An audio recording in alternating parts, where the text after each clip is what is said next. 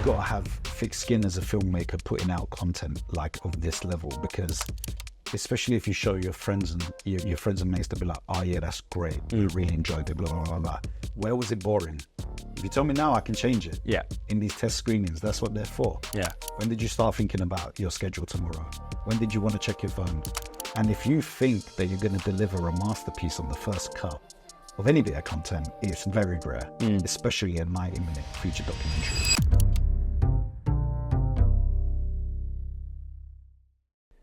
Hello, welcome to the Content Mavericks, where we discuss everything around the world of content and the business of content creation. Bit of a different format this one. It's just me and Jay this time, and we're just going to chat all things content, what's going on in the world of content. So, let's go. You sound like a poet there. Chat content, a lot of things going on in the world. Yeah, it's the camera making me... So, this is a quote from David Ogilvy, who's advertising mogul, obviously founder of Ogilvy. On the average, 5 times as many people read the headline as they read the body copy. So when you've written your headline, you've spent 80 cents out of your dollar, which basically means it basically means the hook defines whether your content will be successful or not, which I think, thanks to things like TikTok, is now more relevant than ever. I think it was James that said it when we interviewed him, like, you don't even realize how fast you make decisions when you're scrolling through TikTok, as in decisions that are like, I'll watch that, sod that, I'll watch that, sod that. Like, do you know what I mean? So it used to be like, the first 3 seconds of the video the most important? And Gary Vee, to mention him again, in his book, says it's actually the first second, because of how fast people are like, Do you know what I mean? 3 seconds feels a long time, actually. So, yeah, exactly. So has this changed the work that you guys do for your clients when you're creating content for social, or content that you know will be turned into social content? And what are your thoughts on it? It depends what the goal is of the client and that content. If it's social first, like the goal is we need reels for TikTok, we need reels for Instagram, then you lead with that. Yes, you lead with that hook, you lead with that headline, you lead with grabbing that attention in the first second or so. But that might not always be the number one goal. The number one goal might be the actual long form piece of content, like creating the podcast and the full leadership that gives, because someone spends an hour learning about you, your business, the guests you're interviewing, etc. So it really depends on what's the goal of the business. Is it more to have that full leadership piece that's going out, which is more long form, or is it to grab brand awareness through short form? You can do both. But I always bring it back to what's the goal of the business. Yeah, and that's the key. You know, are you starting natively with short form, or is the long form the most important piece, and the short form is to push people to the long form? So it's really understanding the strategy behind it. There's something that recently I did where I spent like 2 weeks posting content consistently, and I really mixed up the format. So I did the proper listicle kind of real short style content, and I did like, long form copy, and every single time I did that, the post that I was just on the train, just being like blah blah blah blah, blah and posted, outperformed everything. Like, interesting. But then I think it is all just like context of what you're talking about. And another thing that is just a fact of it is the more eyeballs you have to start with, the more a piece of content is going to get going. Because LinkedIn's algorithm is still like that. It's, as I say, most platforms are changing towards that interest thing, but LinkedIn is still much based on, so if you scroll through your feed, you'll see someone liked this post, or someone commented on this post. Yeah. That's like a big thing with like how, see how content spreads on that platform. Yeah. But yeah, it's as I say, like hooks and 3 second rules and the whole short form mindset is everyone's scrambling to do it at the minute, and it does feel a bit saturated sometimes. It's an art to get it right, but I think I agree with you. It can feel like a bit like you wouldn't talk to someone like that in real life. No, which is why I actually feel more in my comfort zone in long form. Yeah. Just personally, because it feels so much more authentic. I don't need to say, stop scrolling, to grab someone's attention. You can just talk and be you like podcast style. Yeah. And it feels way more natural than some of the short form content that's out there. But I mean, long form, it isn't dead. There's actually a big. I mean, we were talking earlier about podcasting, and obviously we're on a podcast. It is a massive medium that has changed the landscape of marketing and PR and comms. So there's that side of long form, but then there's also there's a big resurgence in vlogging as well. Yeah. And obviously, you're a filmmaker, you've invested a lot of time yourself into making a long form, in online terms, piece of content. So I don't think it is. It's just, I think with long form, it's harder to retain attention. So you just got to be better. Yeah, you have to be better. You have to be a better storyteller. And I think the power is in the niching with long form content. People will listen to content that they are really fascinated by if it's of interest, in a sense of 20 years ago, you wouldn't have been able to find content about Mega Drive or SNES or that era. Yeah. Now someone is doing a podcast about that. Yeah. And you wouldn't be able to find that type of content anywhere 20 years ago. But people had those passions, those desires to hear people just discuss certain niches, whatever that niche is, and you go back to Gary Vee, but that's what blew him up in terms of Wine Library TV. Yeah, it was wine, right? Yeah. He got his flick cam out and started discussing different types of wine in a way that wasn't pretentious. So, and that sparked off the whole YouTube generation of different YouTube channels and different niches. I think that's the key with long form is if you have a niche that you actually know your shit in, you can build up a following, really, a real loyal following that's also willing to spend money. Yeah, definitely. YouTube in particular, podcasting as well. I don't listen to as many podcasts as I used to, but the ones I listen to, I'm every episode is going to my ears. Do you know what I mean? And it's if I'm running, I'm listening to a podcast or an audiobook. I think that's where podcasting it's a more viable way to go to market in a way that you can trust it. If you can build that trust with the listeners, as in you are spending a lot of time with the listeners, I think we were talking about it before, the difference between a branded ad interrupting the podcast or the podcast hosts endorsing something that is relevant to the subject matter of the podcast. Yeah. Andrew Huberman talks about athletic greens. He talks about science and everything, and I trust his opinion on it because I listen to that podcast and I trust him as an expert on that stuff. Do you know what I mean? Yeah.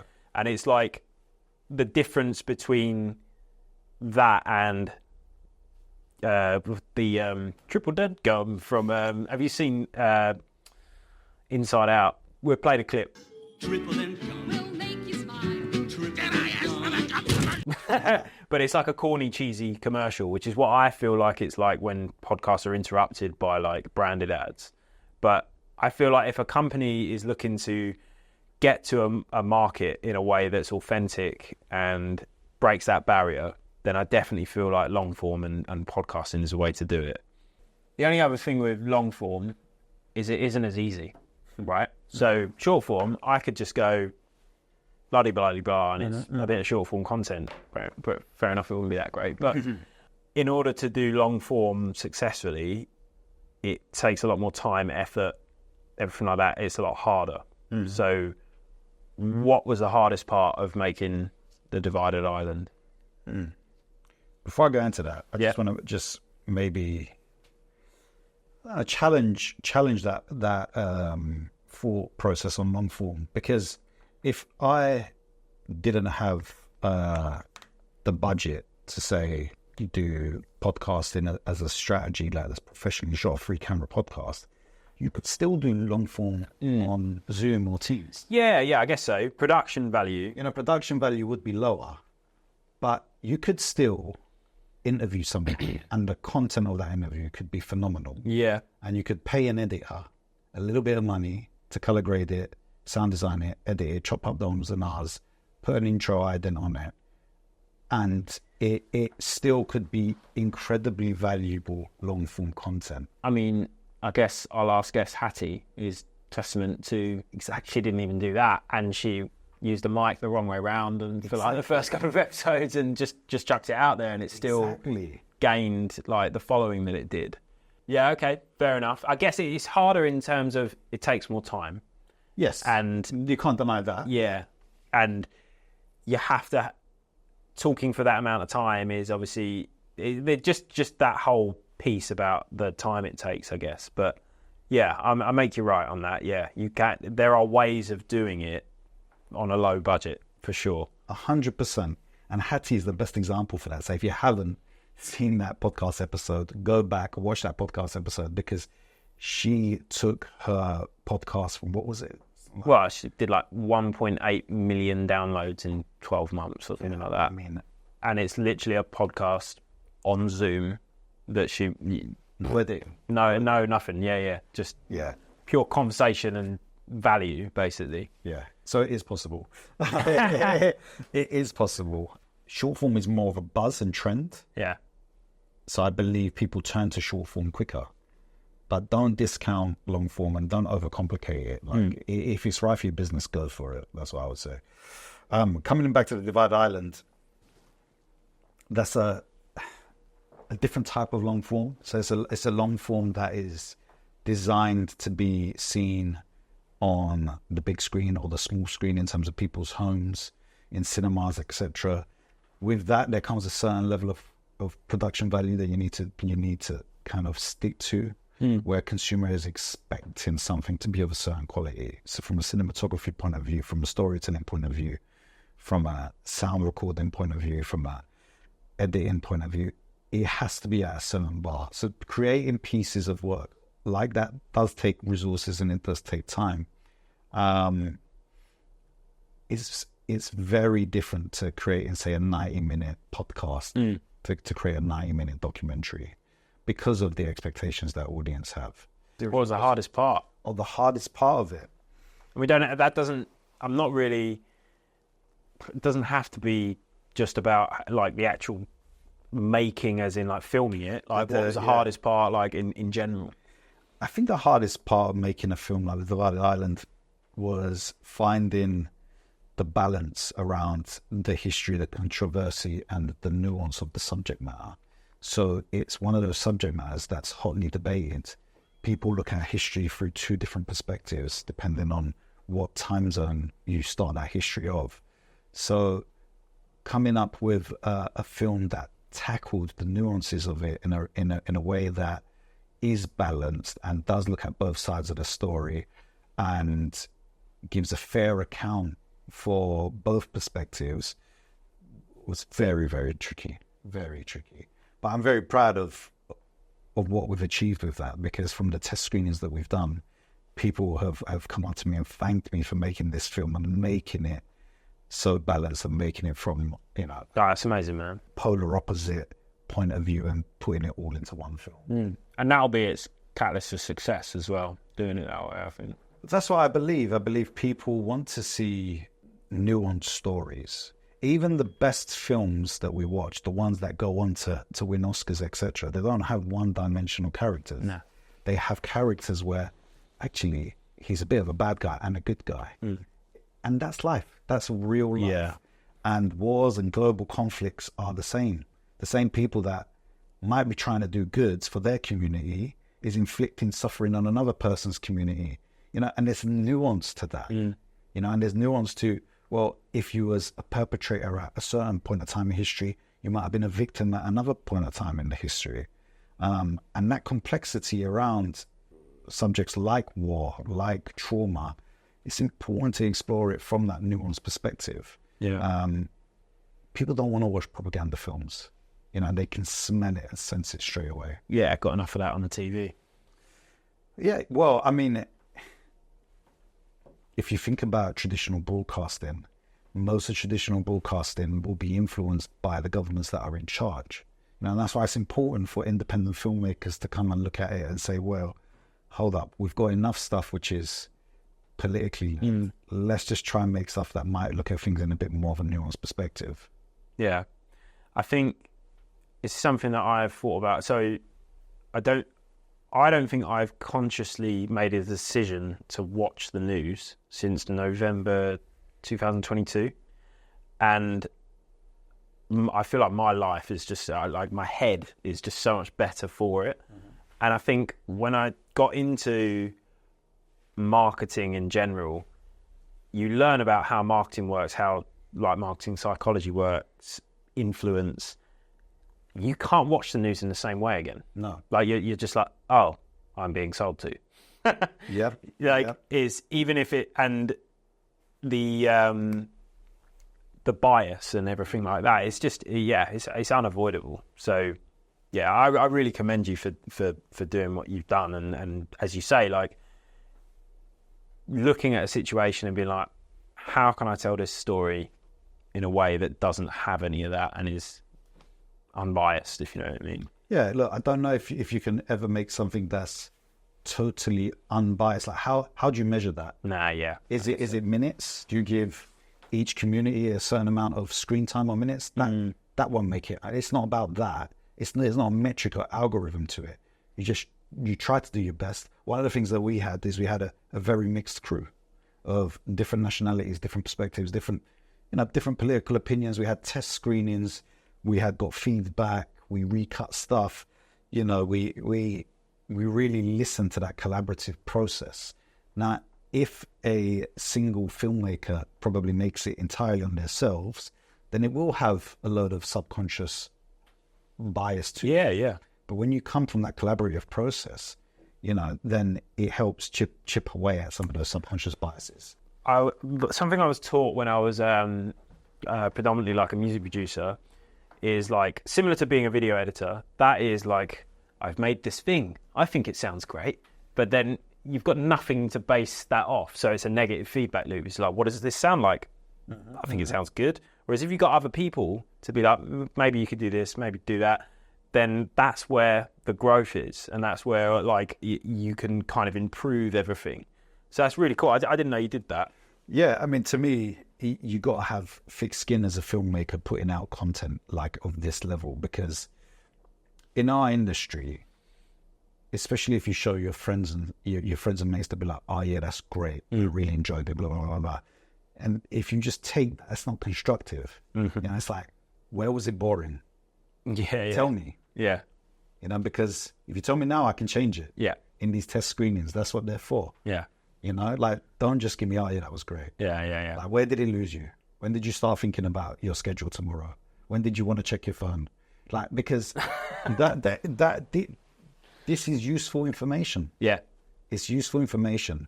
And if you think that you're going to deliver a masterpiece on the first cut of any bit of content, it's very rare, especially a 90-minute feature documentary. So you have to be able to ask the right questions in those test screenings, in those review processes, to really, and have trust. Like, if you trust the people around you, if you trust their expertise, you don't have to use everything. Someone might give you feedback and you just take it in, you discard it. That's fine as well. Trust your gut, you know, and as the visionary making the story you want to tell. But it is important to get contrasting viewpoints and opinions in those test screenings or in those test edits to really challenge what might be your subconscious bias. I mean, that's kind of answered. I was going to say one piece of advice you'd give to anyone making a documentary, but I could probably write a book on it. I think I I think I might do an e-learning course and sell it. Yeah. Stop scrolling. Stop scrolling. Are you a documentary filmmaker? Buy this course. The interesting one for me is there's an account, and it's literally like a kid. He's like 21. He goes, here's how I make £10,000. That number. People are obsessed with that number, isn't it? Yeah. Here's how I make 10K a month by posting videos on TikTok. And it's like, I log in every day, I find an interesting podcast, I take the most interesting part, and then I put game footage on the bottom half of the screen, because it's like, what are they talking about? I'm going to read that, and then with the other eye, I'm just going to watch this car drive around. I've seen that stuff. Yeah. But there's the reason the reason behind why that works is that's what fascinates me. I'm just like, why does that work? It's like it's tapped into something of just like, I'm just going to carry on watching this. I'm not even interested in what they're talking about. Do you know what I mean? And that's just racking up views for these accounts. Why did you choose to self-distribute the film? Like what are the benefits? And again, if that's like you don't want to publicize that, I think it's been a really bold decision to do it, but I think it's played in your favour massively. Thank you. And it relates, like it's really similar to how the music industry is with labels and self-releasing at the minute. As in, like, it's kind of like not old hat, but you kind of don't have to if you've got enough clout. Do you know what I mean? Yeah, I think the traditional way, people would, like filmmakers would make films and they'd sell it to a sales agent or a distribution company, and they'd get really, small returns, but their film would get out there. And for enough filmmakers, that's enough. It's just getting the film out there, which is enough. But I think it's important to be entrepreneurial with your creative work as well, in your hard graft. And learning the distribution side of the business will just make me a better producer and filmmaker going forward anyways. And it just gives you more control of how people can see your film. And as a filmmaker, the best way for people to consume your film is in the cinemas. Yeah. Everyone dreams of their film as a filmmaker being in the cinemas. So I got introduced to a theatre consultant who basically works with filmmakers that get their films in cinemas, and she's been amazing. She's really helped me learn this process. We've managed to make it happen. We've got big multi-chains like Cineworld that's going to show The Divided Island on the 4th of November, which is amazing. We've got independent art house cinemas that's going to show the film. And to know people can go and watch it in the space that it's been designed to see in is phenomenal. It really is. Don't get me wrong. We're from there onwards, we want it to go on video on demand platforms, and that's super important for us as well, because that will give it the reach it deserves for how important the content is. But knowing people can take their family, go watch it in a cinema in a room mixed as well. So mixed with Cypriots, both Cypriots, Turkish Cypriots, all together, and then they can discuss it at the bar and hopefully have positive discussions around it. That's a really beautiful feeling. Yes, that's cool that you like thinking about it in that way as well. Like what you just said about like watching the film and then discussing it afterwards. It's like you're thinking beyond how the film should look and sound and everything. Do you know what I mean? Yes, because when you like, that is one of the beautiful things about going to cinema, is you experience something in this dark room collectively. You can hear other people sigh, cry, and get scared. You feel it, and you feel that energy in the room, and you leave there, and you might go for dinner or go to a bar afterwards, and you discuss. You discuss it. Whereas when you watch something on your own at home, you might discuss it with your friends or colleagues the next day or whatever, or down the week. But it's not the same as when you leave that cinema and that film is just lingering on your mind and you want to discuss it there and there. Like, I think it can have more impact that way. Yeah, definitely. That's cool, man. Congratulations, dude. Thank you. That's so cool. So thanks for listening or watching this episode of the Content Mavericks. Your attention means a lot to us, so we're glad that you spent it with us. And if you found this episode valuable, please go back to our library and check out some of the incredible episodes that we've got. previously. There's some great content there that you can definitely get some good value from. And don't forget to follow us on socials at the Content Mavericks.